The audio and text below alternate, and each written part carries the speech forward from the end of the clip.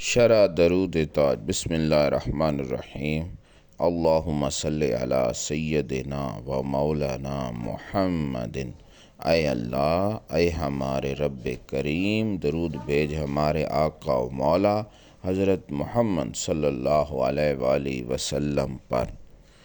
پچھلی ویڈیو میں ہم نے لفظ سیدنا کی شرح پڑھی تھی اور آج لفظ مولانا کی شرح پڑھیں گے قرآن و حدیث سے۔ مولانا ہمارے مولا۔ النہایہ میں لفظ مولا کے مختلف معانی بیان کیے گئے ہیں۔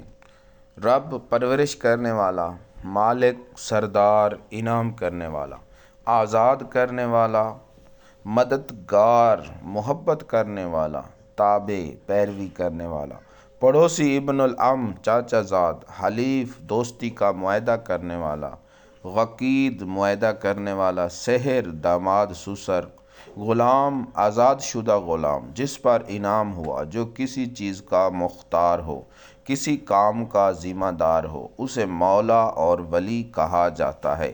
جس کے ہاتھ پر کوئی اسلام قبول کرے وہ اس کا مولا ہے، یعنی اس وارث ہوگا وغیرہ۔ تو یہ تھا نہایہ۔ النہایہ جو لغت کی کتاب ہے اس کے اندر مولا کے معانی، یعنی مولا کے معانی مددگار بھی ہیں۔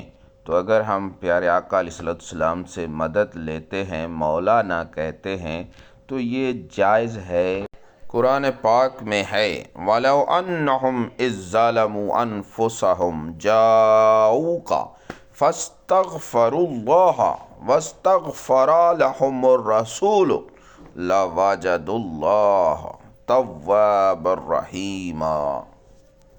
ترجمہ: اور اگر یہ لوگ اپنی جانوں پر ظلم کریں تو تمہارے پاس آ جائیں، پھر خدا سے مغفرت مانگیں اور رسول بھی ان کے لیے دعائے مغفرت کریں تو اللہ کو توبہ قبول کرنے والا مہربان پائیں گے۔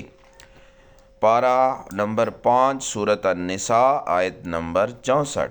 اس آیت سے معلوم ہوا کہ حضور صلی اللہ علیہ وآلہ وسلم کی مدد سے توبہ قبول ہوتی ہے، اور یہ مدد زندگی سے خاص نہیں بلکہ قیامت تک یہ حکم ہے، یعنی بعد وفات بھی ہماری توبہ حضور صلی اللہ علیہ وآلہ وسلم ہی کی مدد سے قبول ہوگی۔ بعد وفات مدد ثابت ہوئی، اسی لیے آج بھی حاجیوں کو حکم ہے کہ مدینہ منورہ میں سلام پڑھتے وقت یہ آیت پڑھ لیا کریں۔ اگر یہ آیت فقط زندگی کے لیے تھی تو اب وہاں حاضری کا اور اس آیت کے پڑھنے کا حکم کیوں ہے؟ اسی طرح قرآن پاک میں ہے وَمَا أَرْسَلْنَاكَ إِلَّا رَحْمَةً لِّلْعَالَمِينَ، اور نہیں بھیجا ہم نے آپ کو مگر جہانوں کے لیے رحمت۔ پارہ نمبر 17 سورۃ الانبیاء آیت نمبر 107۔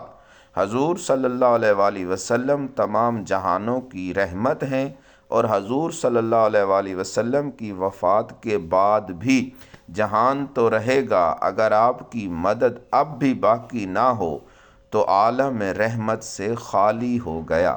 وَمَا أَرْسَلْنَاكَ إِلَّا كَافَةً لِّلنَّاسِ بَشِيرًا وَنَذِيرًا، اور نہیں بھیجا ہم نے آپ کو مگر تمام لوگوں کے لیے بشیر اور نذیر بنا کر۔ اس للناس میں وہ لوگ بھی داخل ہیں جو حضور صلی اللہ علیہ وآلہ وسلم کی وفات کے بعد آئے، اور آپ کی یہ مدد تا قیامت جاری رہے گی۔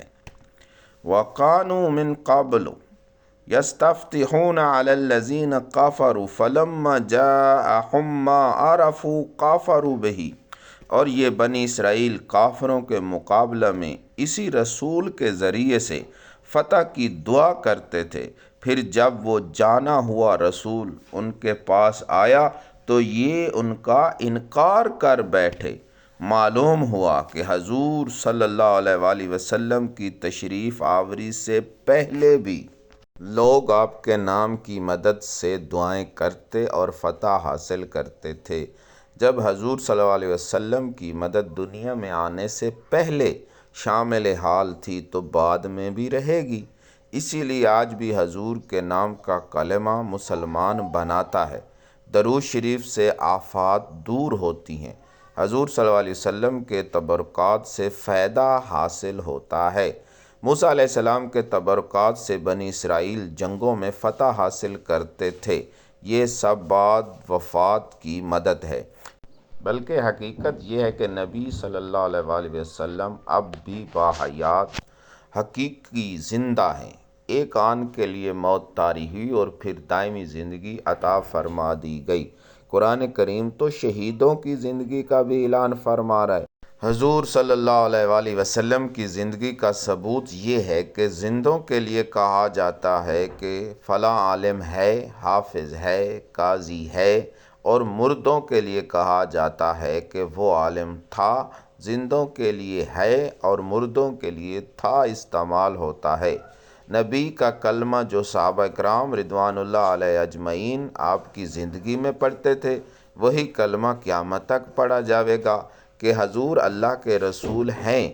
صحابہ کرام بھی کہتے تھے کہ حضور اللہ کے رسول ہیں، شفیع المذنبین ہیں، رحمت للعالمین ہیں، اور ہم بھی یہی کہتے ہیں کہ اگر آپ زندہ نہ ہوتے تو ہمارا کلمہ بدل جانا چاہیے تھا۔ ہم کلمہ یوں پڑھتے ہیں کہ حضور اللہ تعالیٰ کے رسول تھے۔ جب آپ کا کلمہ نہ بدلا تو معلوم ہوا کہ آپ کا حال بھی نہ بدلا، لہٰذا آپ اپنی زندگی شریف کی طرح ہی سب کی مدد فرماتے ہیں۔ ہاں، اس زندگی کا ہم کو احساس نہیں، اور جس کو احساس ہو جائے وہ ولی اللہ بن جاتا ہے۔ وما توفیقی الا باللہ۔